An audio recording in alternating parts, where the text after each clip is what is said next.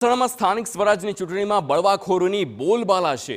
પક્ષ સામે બળવો કરનાર કાર્યકરના સહારે ભાજપ આવી હોય તેમ લાગી રહ્યું છે, કારણ કે ડભોડા બેઠક પરના અપક્ષના ઉમેદવારનો જે ભાજપને ટેકો મળી રહ્યો છે। નારાજ ગુલાબજી ઠાકોરે નોંધાવી હતી અપક્ષમાંથી ઉમેદવારી।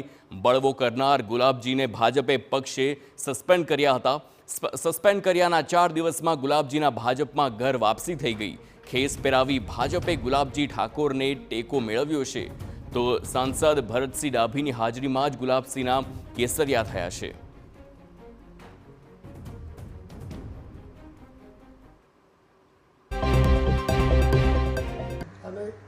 અમે પાર્ટી અંગાથી છીએ કાયમ રવાના છીએ।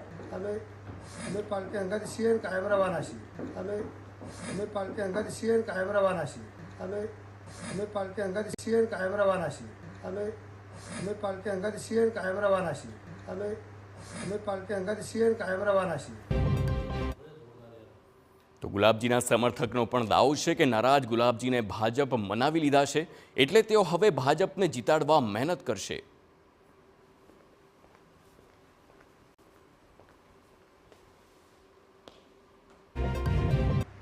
આજે ભારતીય જનતા પાર્ટીના ઉમેદવાર ડભોડાના જે હતા બધા તેના માટે અમારા અપક્ષના ઉમેદવાર ગલાજી કોનાજી, ભારતીય ઉમેદવારને ભરતસિંહ ડાભી તથા જિલ્લાના સંગઠનના લીધે બધાની મનામણી થઈ જવાથી અમે ભારતીય જનતા પાર્ટીને ટેકો કરીએ છીએ અને ગુલાબસિંહ ભારતીય જનતા પાર્ટી સાથે જ છે અને ભારતીય જનતા પાર્ટીના ઉમેદવારને જંગી બહુમતીથી અમે જીતાડીશું।